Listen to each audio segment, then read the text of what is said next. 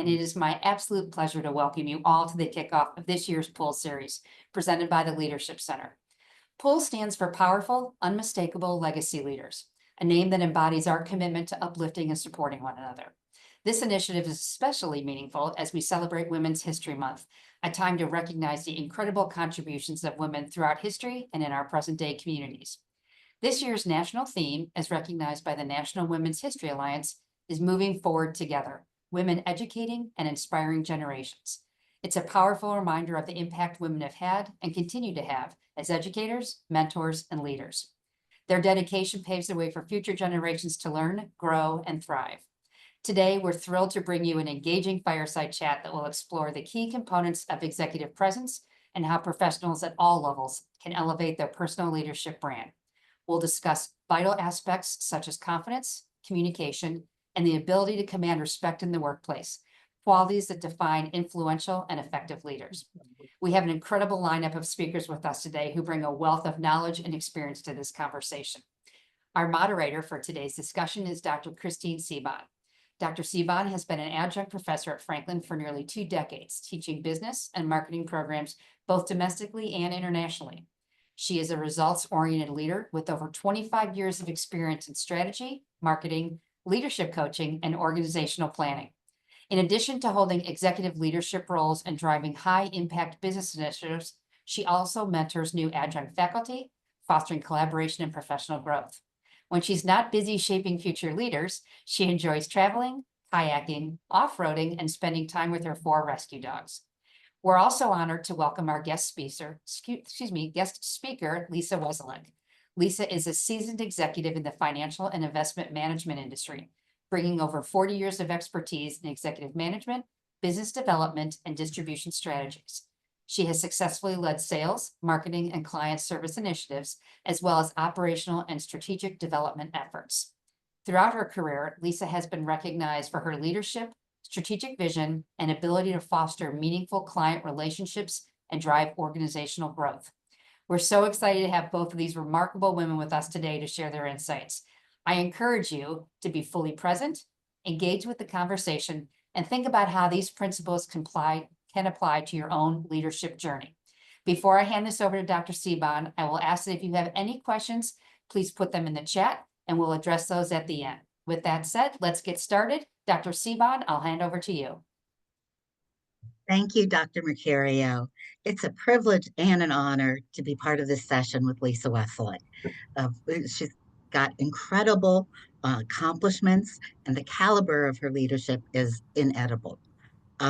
She had a marvelous effect on both the industry she's been in and the organizations she's been involved in.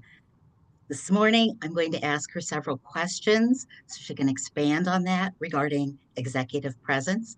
So with that, let's get started, Lisa. What strategies do you use to make a strong first impression? And how do you define and develop your personal brand as an executive? Thank you first for that question. And I want to say to the audience, thank you all for inviting me as well as for joining me today. I am a very proud Franklin alum, and so I feel a camaraderie here with everyone that has an opportunity to be part of this. So I do thank you for that question. I'm excited. And I hope that I can live up to the billing for how it was just described. When we talk over 40 years, I have to preface it with I started when I was 10. So there we go. We'll see how that works out. It's an interesting question, and we get this, I think, in a lot of different dichotomies of conversations. What is your presence? How do you show up? And, it's interesting because along with that goes brand. And, I've been asked about that in the past. What is your personal brand? And I don't think I have a personal brand, but what I have are my qualities, myself. And so how do I show up in my everyday life as I was coming through my career, as I'm, in the role, we have our own company now. How does that come through every day? And so I think that awareness and self-knowledge Who am I meeting with? If you listened as Dr. Mercurio was reading Dr. Seebon's background, I also had the privilege of working with Dr. Seebon throughout my career, both as co-workers and then when she elevated to coaching, and I've been the beneficiary of her services. And we spent a little bit of time, what is the background of the audience? What are the things that this audience might be looking for? What might be important to you? So I would encourage you, if you have any questions as we go, to put them in the chat. And as was discussed earlier, if there's time, we'll get to those at the end. But you really need to be aware of yourself, have confidence in yourself, confidence in what your skills are. At least those are the tools that I have taken when I start looking at what is an attribute, what does it really mean. Another thing that we talk about is what are your triggers? And so if I'm going to be in a meeting, if I'm going to be giving a presentation, I'm going to be engaging in conversations, someone might ask a question that, I'm not fully prepared for.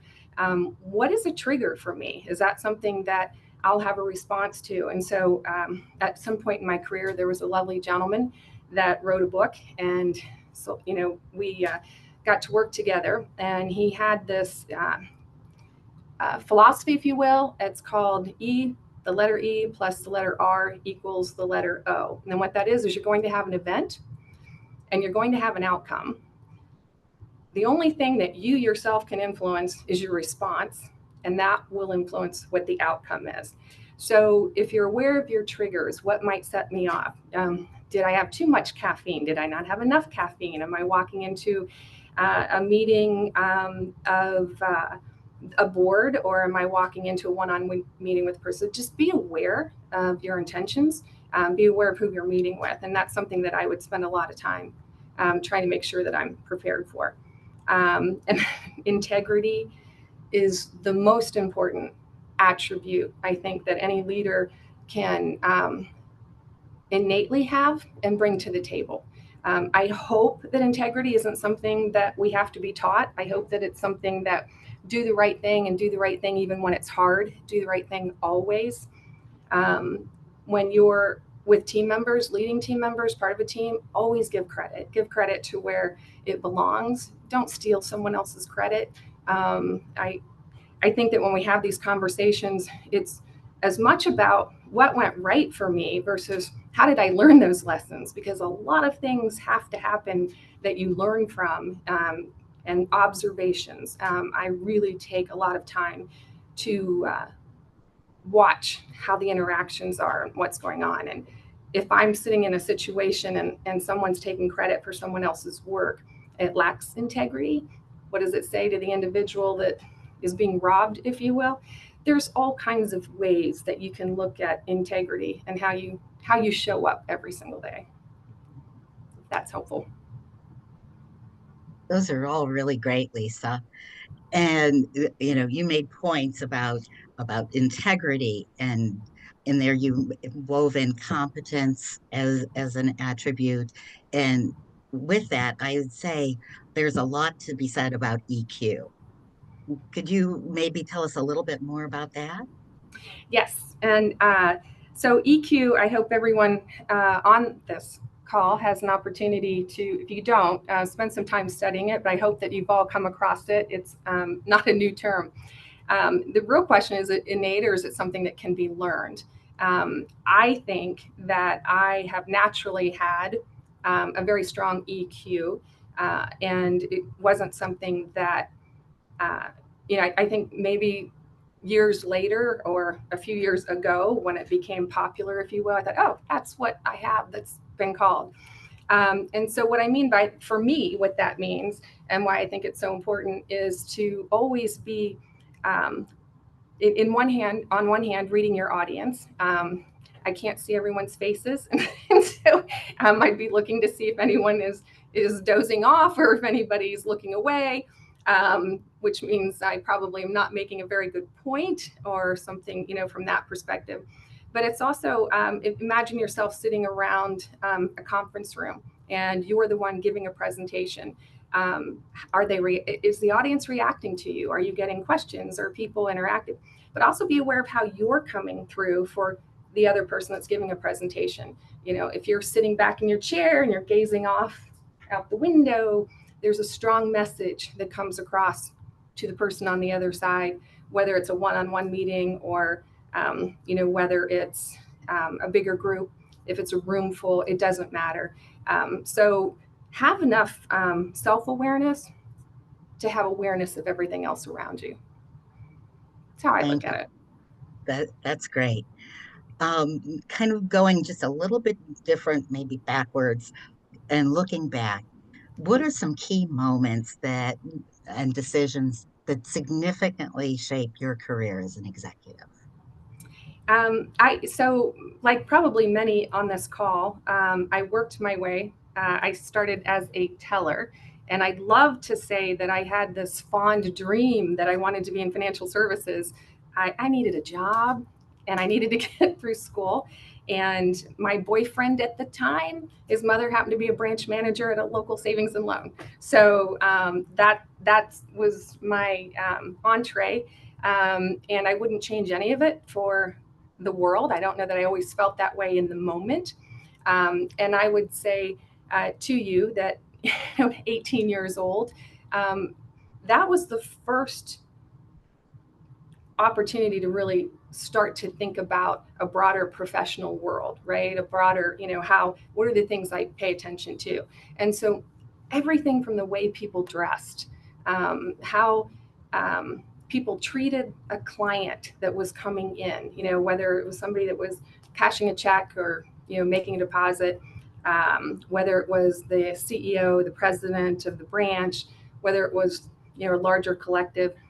The team members that I was around, there was this business development team. It was in the 80s and interest rates were through the roof. And so a lot of people were selling CDs, which was an interesting concept at the time. They were always having fun. They seemed really engaged. And I found myself being drawn to that energy. So then I started to learn things about myself in terms of what is something that I might continue to pursue that would strengthen and build on my energy, and then what zapped my energy. So for me, if I had to be at my desk at 8 a.m. and not leave until 5 p.m. and I was all the time, processing and doing, it wasn't something that I enjoyed. And so I would offer, and that kind of goes to knowing yourself and your awareness, being willing to ask a lot of questions and learn a lot. I was always curious about how the widgets are made, so what goes into every part of the widget. And through that, I think what was more my natural inclination for where my skill set worked best. So if I look at then the ability to interact with others along the way, if I was in something that naturally worked for me and I was comfortable, I could do much better. So in that, did you create relationships with those that could benefit you? Would tell me about the relationships that you had in Yeah. your career. Yes, and thank you for that. Because I think another opportunity is to raise your hand, take the tough assignments.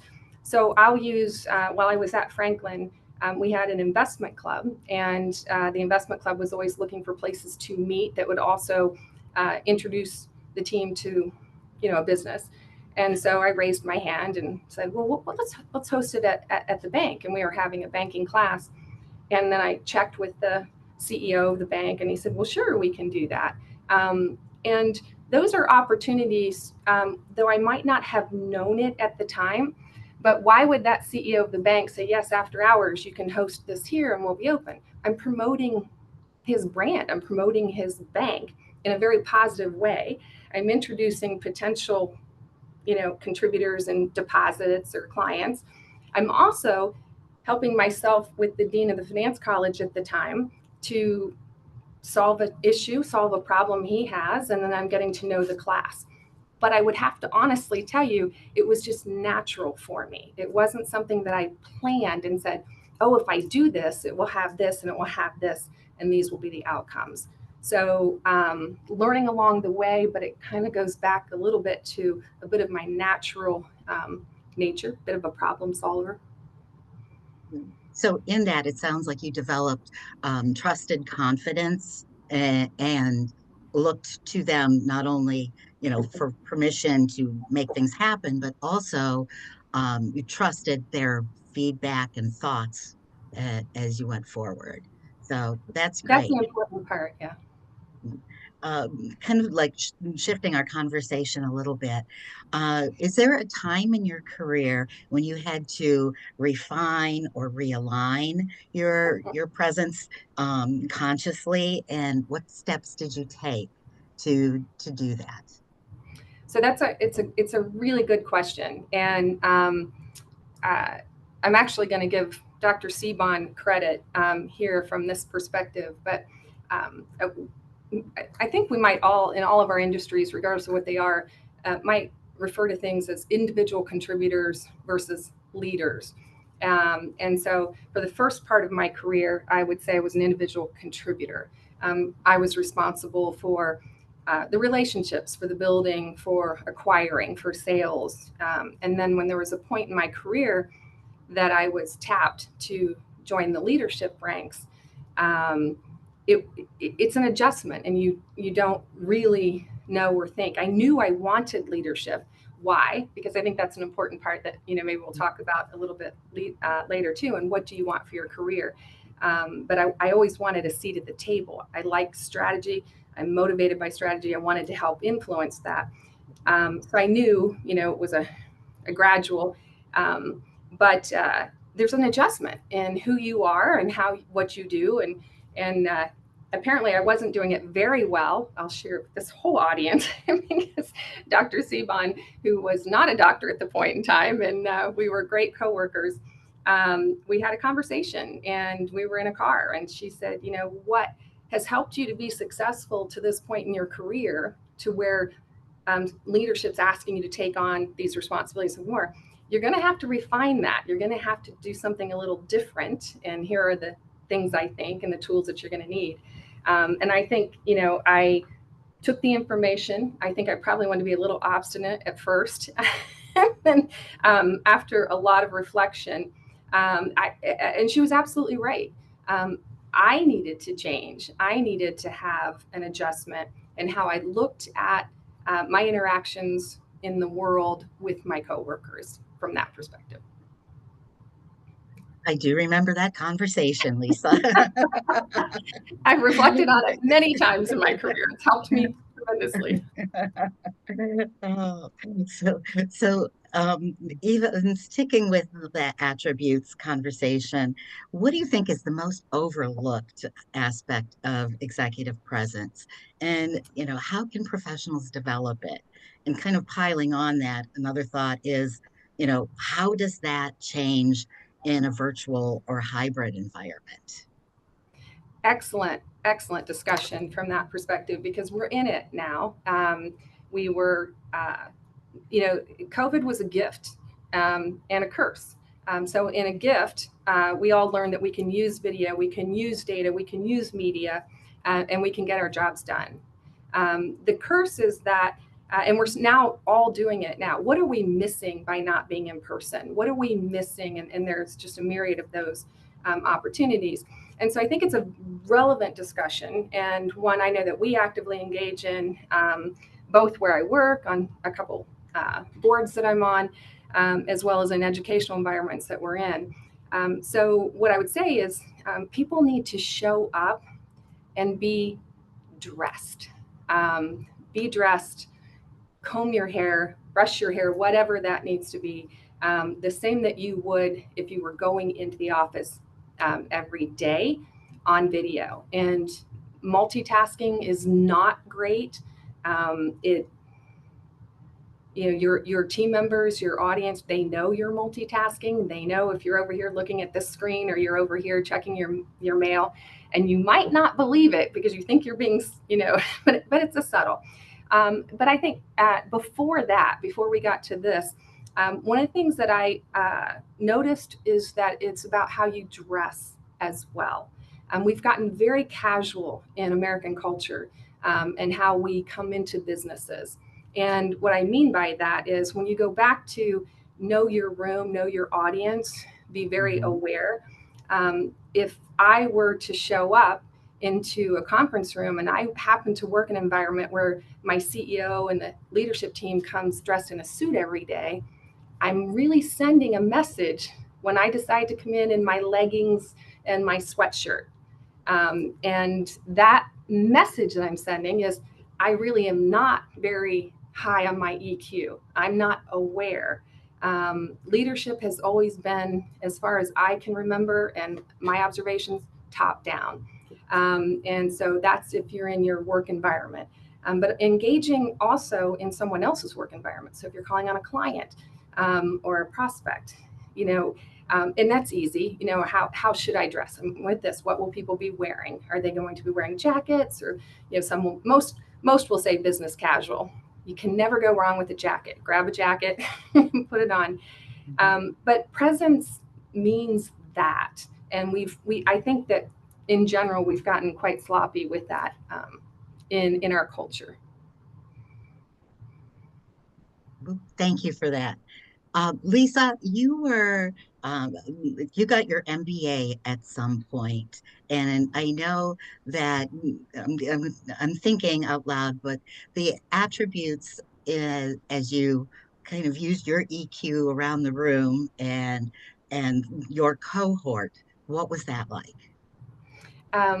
Yeah, so thank you for asking. I did the executive MBA, and I did mine at Ohio State, and I had gone later in career life. It's something I always wanted to do, but I never really thought I had the time. Working mother, I traveled all the time. I was on a plane, husband, all of those things, and demanding career. So it wasn't something that I felt I could do earlier. And then we got to a point in my career. And so anyway, I was nervous to apply. I was nervous during the application process. Would I get in? Was I going to get in? And so I want to share that because, here I am. I at that time, I was a COO of a public company. We had done some amazing team members, had, great leadership team we put in place, which is what allowed me to have the extra free time and looking forward. And I was terrified that I was not going to measure up. It had been a long time since I sat in a classroom. And what was interesting, at the end of the program, of course, you've now had 2 years with a cohort that you've met with in person. And we had a class, and that class was about really getting raw, getting, with who you are.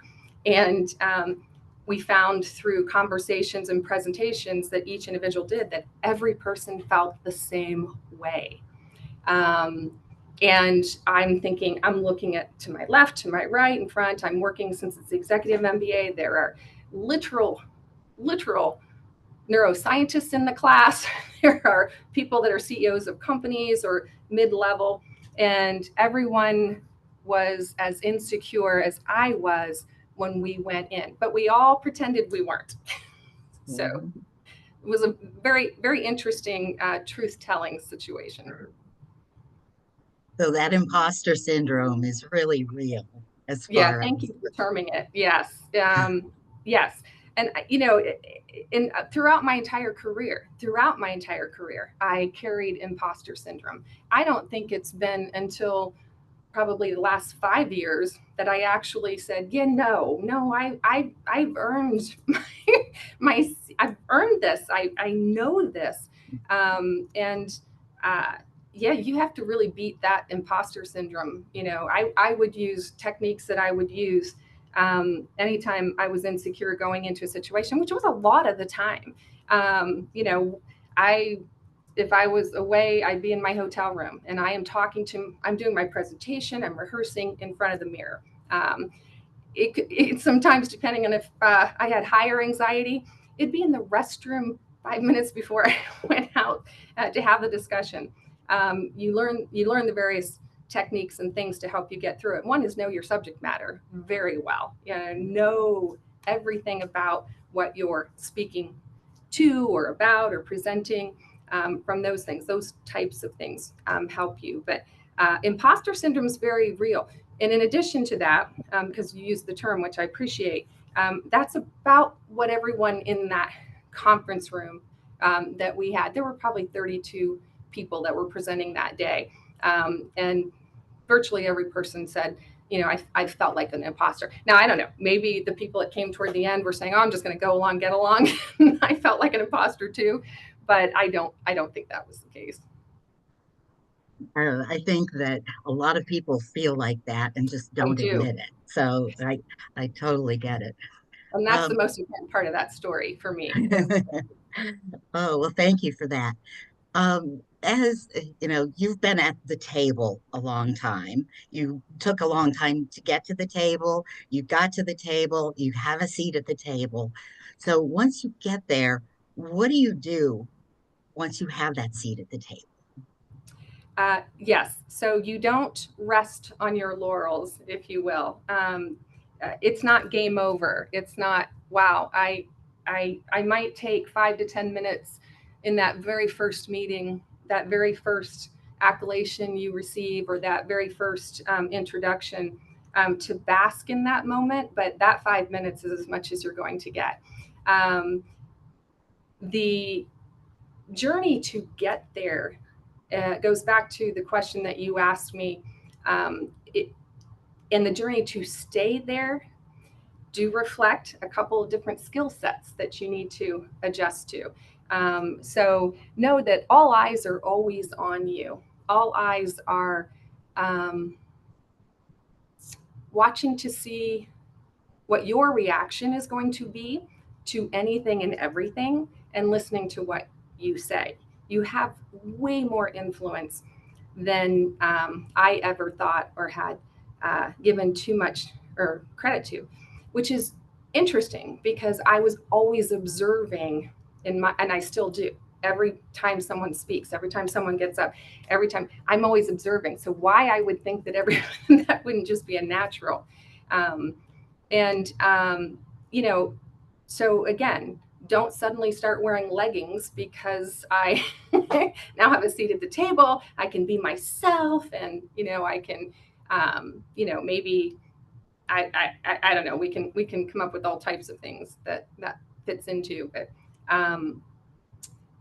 it's very much an opportunity for you to work sideways, to continue to gain confidence of other people, your coworkers, other leaders, but also you have such a responsibility to bring team members along and help others grow in their careers, and you have influence over their lives. That's important. That's huge. I don't take that lightly. One one of the things, and knowing you is so well because we've known each other most of our professional lives. Again, since we were 10, right? Yes. So you always ask a lot of really good questions. I think you've got some natural curiosity. Could you say a little bit more about that? Yes, and I think that goes two ways for me. Um, when I'm working with a client or a customer, and early in my career, and I was on the sales side a lot, I needed and wanted to know as much as I possibly can so that I could determine whether or not we were a good fit, if we have a product that could help a need, all of those types of things. So on the one hand, asking a lot of questions.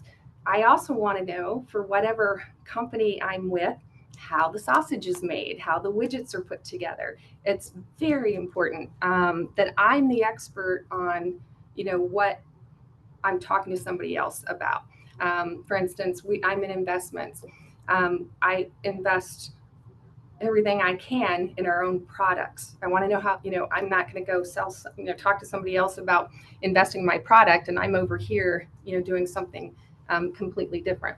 So I think that the importance, for asking questions changed for me from a leadership perspective because, I learned that if I were the first to speak, if I was, I have a tough decision, I have an easy decision, I want as much input as I can because I want to make the best decision for whatever that problem might be. So I want to hear voices, I want to hear diverse voices. And some people are going to be comfortable speaking up, and some people not in front of others. And I want to be aware because I want to get all those voices. But if I'm the first to speak and say, here's our challenge for today. Somebody's in the parking spot outside. How do we move that car? I think we should just go have it towed. Well, then I'm influencing everyone else's thoughts. And what I really want is I might think that car should be towed, but someone else might have something more strategic. And they're going to offer, well, maybe that person is just at Starbucks. And if we wait 5 minutes, they'll come out and they'll leave. Then we won't have expensed, and frustrated others and all that other kind of information. So I know it's a very simple, and I hope I didn't offend anybody with that example. It's just that it's an example of how it's important for me to be aware of how I can influence, and I go back to that ERO, but how I can influence somebody else's thoughts without intending to. And then that would inhibit me being able to, I think, make the best decision for whatever that challenge happens to be. Thank you for that. Could you say a little bit more about when you don't have something to say or when you want to be quiet and the message that that sends? And that could be construed as well.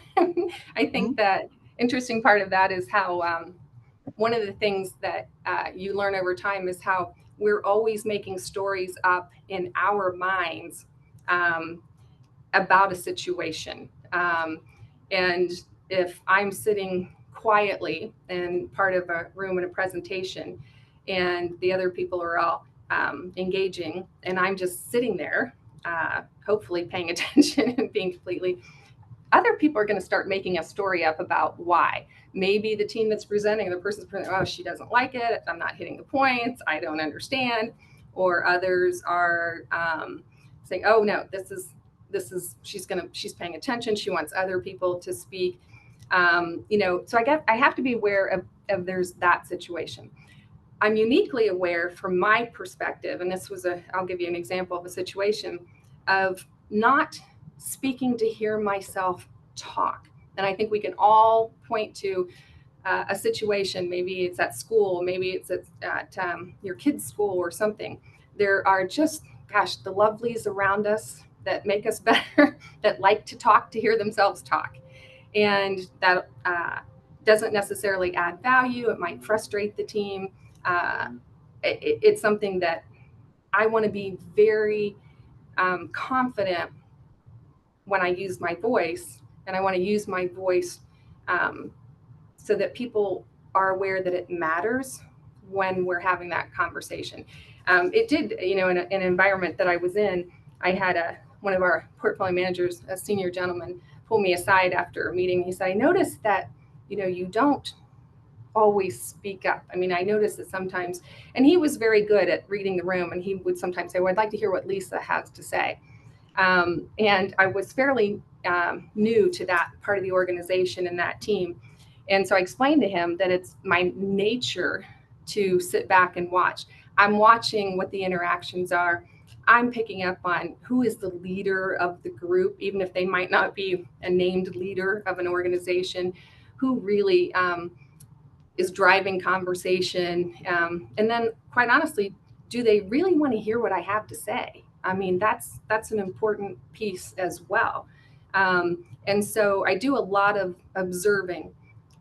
Sometimes, to your point, somebody wants to hear from me quicker than I'm ready, to maybe have an opinion. So it is something I have to be mindful of and I have to be aware of. And it's staying at the table. It's, maybe it even still comes through in a little imposter syndrome, but, consistently proving that you deserve to be at the table. But it's also maybe just a pet peeve that I don't really like it when people talk to hear themselves talk. Oh, we don't know any of those, do I don't. Okay, moving on. What resources or networks do you rely on to stay current? And has mentorship played a role? I've got a couple of questions here. And how do you just continue to grow in your role? And that's important, and thank you for that, because I'm still growing. I'm still learning. And I use the word still because I'm pretty sure that when I was 30, I thought that there was a time that once I achieved this age, that I would have learned it all. And then you get here and you realize, no, I'm really still 18. I just have more life experiences. And so, yes, and I'm really fortunate. I've had an amazing career, and I have some contacts at all types of firms in my industry. What I'm really passionate about and it's really around women, are the women that are in other industries that are running companies, that are at senior level positions, and uh, and how they got to where they are. But I have a close friend that has a construction company, and there are not many women. I mean, she often says she's the only one with a hard hat out in the field when they're walking an area. And so I'm fascinated by that opportunity and that growth. So I stay in touch that way. It's really important to me to understand the generations that come into the workforce, how they're thinking. It's a very simple example. We were building a team a few years ago. I was living in another city, and so we had multiple resumes, multiple people we were interviewing. And I'm looking at the resume, and somebody's been there. If someone kept turning over every 2 years, they were here, I'd put it in a pile I'm not interested in talking to.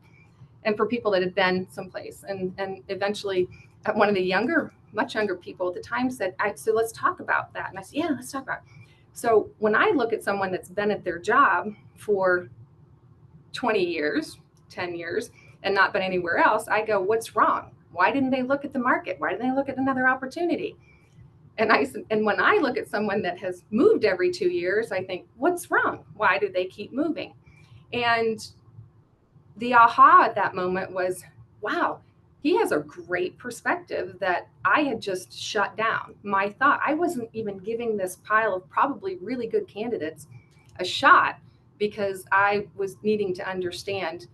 And then, another thing, you talk about is, just in that same time frame, when we started making job offers, people were coming back going, well, now I want to counter with this, and then I don't want to come in before 9. I want to work out at noon. I want to leave at 4, and I want to volunteer. And I was, sure, where do I get that job? So I went to our HR and I said, where does this come from? What am I missing? They said, well, this is what they're teaching in the business schools. This is how they're teaching their, soon to be graduates, how to negotiate and what they should be looking for. And I thought, okay. And so then we had a great conversation of that's something that we should know in the business community. And so out of that, we were able to set up some meetings with the universities that were around, just a casual, let's get together and let's talk about needs and let's talk about how that comes through. But opportunities to learn and not shut out a group of candidates because I had preconceived notions about it. Well, that's really interesting and good self-awareness on your part. Like that's just really good self-awareness. Um, I'd like to go to decision making now. And could you tell me a little bit about your decision making approach and how you handle the pressure with decision making and uncertainty that often accompanies you as an executive making decisions? Yes, and myriads of dynamics and degrees of decision making. So, in any given day, we're all making dozens and dozens of decisions, and some of them are small. Do we need to switch out the copier? To some of them being pretty big and pretty interesting in what that could mean for the company. Sometimes I don't find the pressure to be different. And that just depends on what's going on in the budget or what's going on, from this perspective. So it's important for me to bring people into the fold and hear from the team. And for 2 reasons, I want to make the best decision I can with all the available information to me. And I had a great mentor. I still have this person as a mentor. And after 3/4 of my career, I learned from this person that, you try it. And if it doesn't work, you regroup and you try something again. Because I had always thought, no, once you make a decision, it's got to be the decision. And it needs to work. It needs to be successful. You can't step back and say, okay, that didn't work. We tried it. And in fairness, you have to have leadership that understand that and are willing to encourage people to take risks, more entrepreneurial type individuals. So with that, I like to get the team involved. I also think it's really important for them to learn how to be involved, because they're all going to be making the decisions like that someday. And I like for them to be front and center. I like for them to have the responsibility, develop the confidence, and in every situation, in some way, they're an owner of the company. In addition to, I don't like to say people are employees. They're owners. We spend more time together than we do with our families. Although that wasn't necessarily true after COVID, if people are working out of the same house. Oh, thank you, Lisa.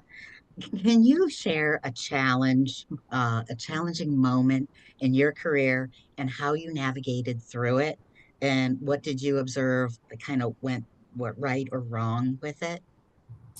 Yeah, this was a big one. And uh, I was a bank. I up until recently, I worked for bank-owned investment firms, and if any of you were in the world, let alone the investment world in 2008, that was the financial crisis of the decades, the most serious one since the Great Depression. And financially, we were making a purchase. We were spending $1 billion to buy a company to bring up under our company. And we had done months and months and months of due diligence and everything that comes to it. And I was head of the Americas. And so I had distribution, the servicing, and all of this. And I could not get comfortable with limitations of the deal that I thought would stifle our ability to be successful with this. I mean, when companies buy a company, they expect a return on that investment. And so there were just aspects of this opportunity, this deal, that I thought we wouldn't be able to.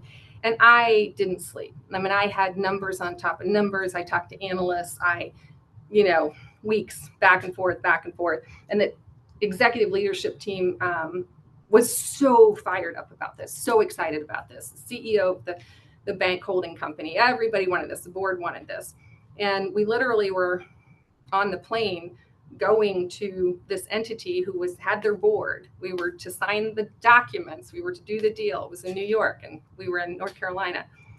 And I just, I'm telling the gentleman that I was with, and we get a phone call from the CEO and the CFO of the bank while we're on the plane. And, I chatting, and I said, I still have these reservations.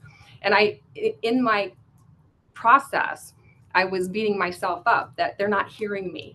I'm not, because I've been telling them that I'm not comfortable, but, I didn't get it across. So maybe I don't know my stuff. Maybe my instincts aren't right. The numbers. Anyway. And I said it again, and the CEO said, well, that's it. It's done. We're not going to do the deal. So when you two land, go to Fifth Avenue and have the meeting and just call us and let us know how it went. What? So in that moment, I'm, in not only disbelief, but I'm pretty sure that in the car ride from the airport to there, now I'm second guessing myself. What did I do? What if this is a great deal? What am I just going to do? Are our shareholders going to suffer? What happened? And so we went in. Let's just leave it at, there were some people that weren't very happy on the other end of that deal. And we got back on our plane, and I'm sure we had a drink of something. I'm not sure what it was, and landed back in Charlotte, North Carolina. And the world continued to do what it was going to do. But that was probably there were so many moments, Christine, and so many opportunities, but that's probably the biggest, because I'm sitting there going, $1 billion. I, Lisa, am making a decision on $1 billion. I mean, those are real zeros, right? So that was a career defining opportunity. Wow. And you were listened to. I mean, out of it, you didn't know how important your voice was, but you had a really important voice, and it was probably a great decision then at the time. Yeah, yes, because several months later, the financial crisis hit and unraveled. And, if we would have moved forward and had that on the table, it would have been even worse. So yes, in hindsight, but I had full on imposter syndrome on both sides of that. Well, thank you for being so open and honest with us. I have a question regarding how do you ensure like you remain visible and accessible to your teams and other executive management? Can you share too when you've witnessed somebody else elevating their executive presence and how that presence has had an impact on their career? Yes, and I would say it's a hard thing to do because we get busy. I mean, I remember points in my career where, thank God, I had a team and capable people, because I literally might get off a call, walk out of my office, and people are following me to wherever I'm going next to ask me questions as we're going next. And that's insanity, because you're not really giving anybody that right amount of opportunity. Um, and in all honesty and fairness, for everybody, we're struggling with it now. I struggle with it because we don't have everybody back in the office, and it's just what are people missing? What are the opportunities, for me to be sharing and thoughtful and having ideas, or people to just be gathering, or having a takeaway or something like that. But several people, stand out to me. But there's a gentleman I had the opportunity to work with that he came right out of college to the firm, and he was there actually before I got there. It was still just a couple years in, and just an eager individual that did so much to educate himself, always curious, worked really hard. And I'm sure I wasn't the easiest person for him, because I always say the data is going to tell me a story. So can you get me the data on this? And he would say, can you refine it a little bit? He's going to tell me how to. I'm like, no, just bring me the data. It's going to tell me a story.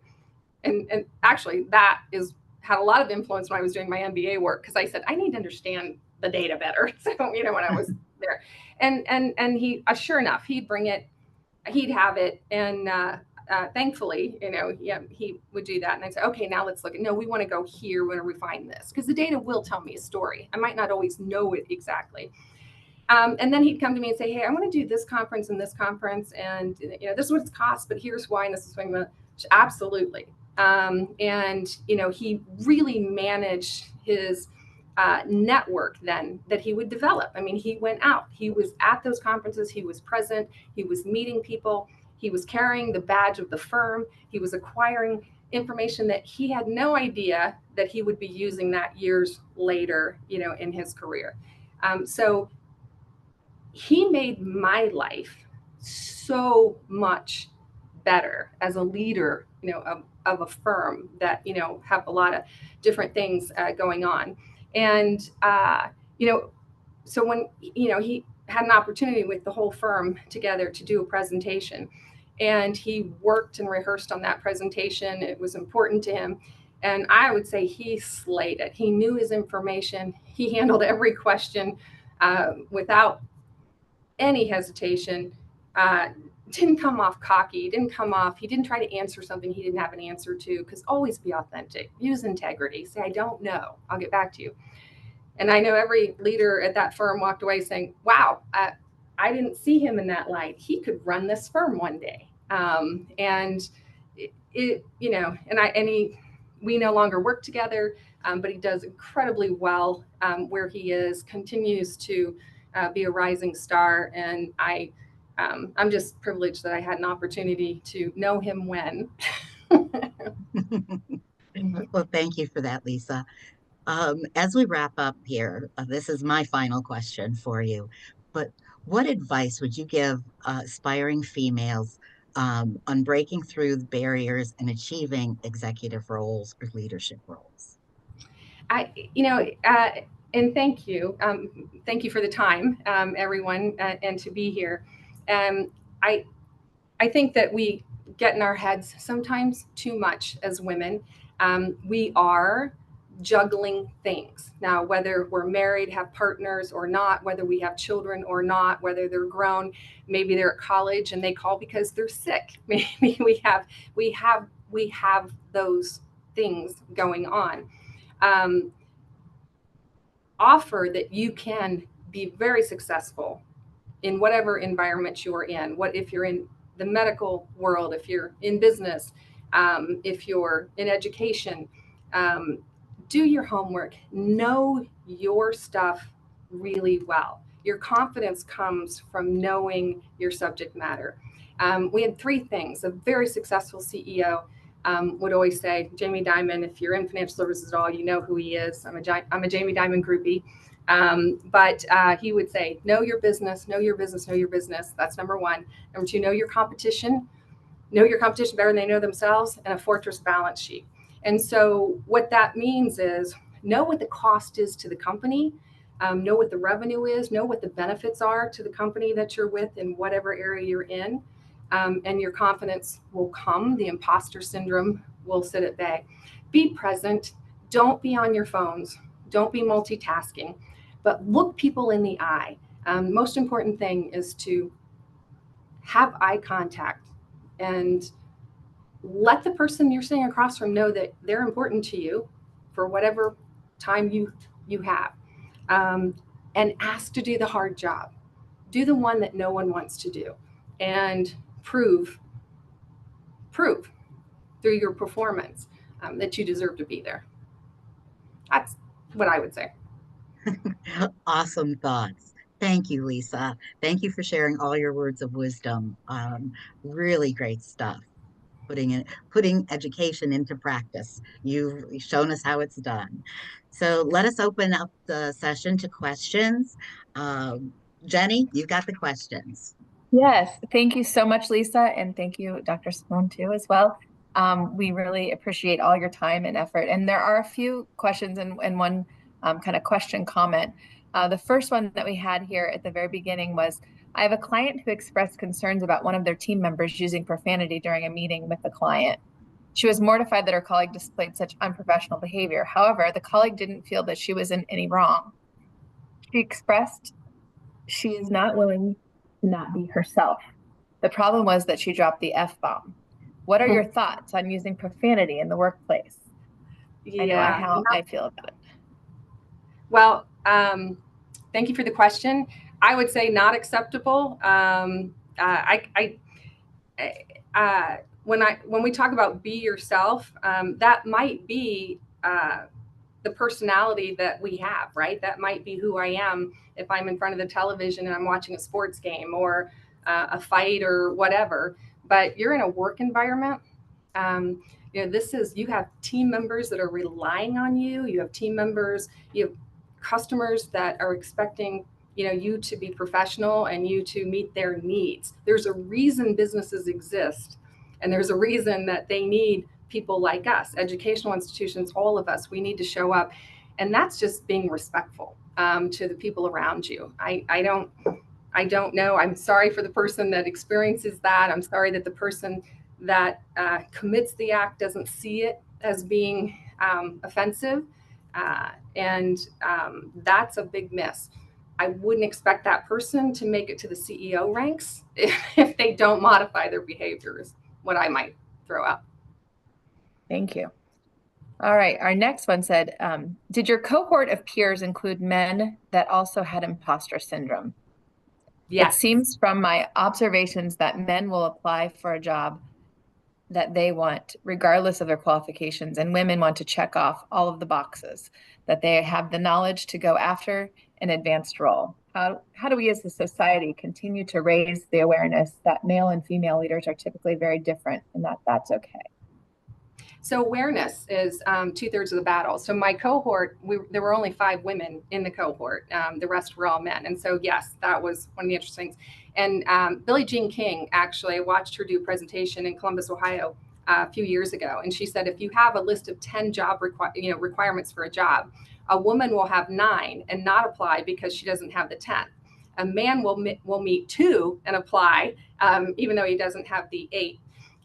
But what I would offer is don't wait on someone else to make it happen for you.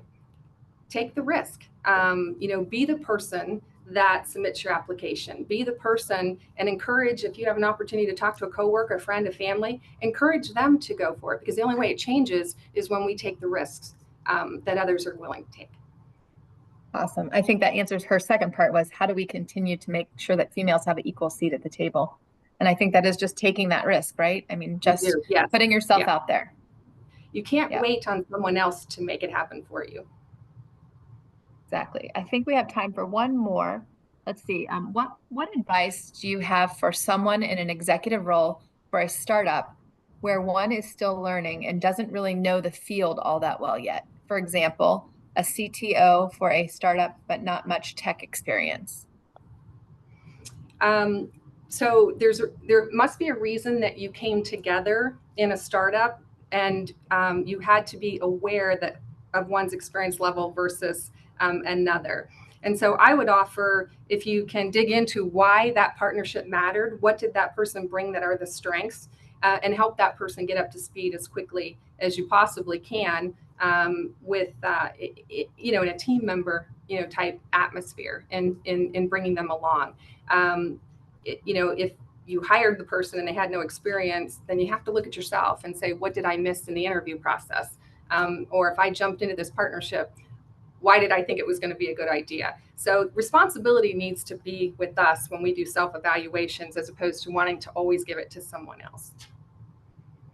Yeah, I think that kind of also leads to that confidence comes from knowing your business, right? So the more questions you ask, right? You had said, you were curious, or Christine had said that in one of the questions was, your curiosity, led to you asking a lot of questions. I think that's how you learn a new industry, right? I mean, that's kind of the bulk of that. 100%. And you have to be willing to do self-evaluation, and you have to be willing to pivot, right? Yeah. You have to be willing to pivot when you get new information. Take that hard job, right? The Yes. one no one else wants. Yes. Yes. Yes. All right. Well, thank you so much. That was the last question that we had here. I really appreciate all your time. I want to thank everyone for coming to the kickoff of our poll series. Next week on the 11th, we have Empowering, Inspire, Lead, the Power of Strategic Communication with Kim Miller.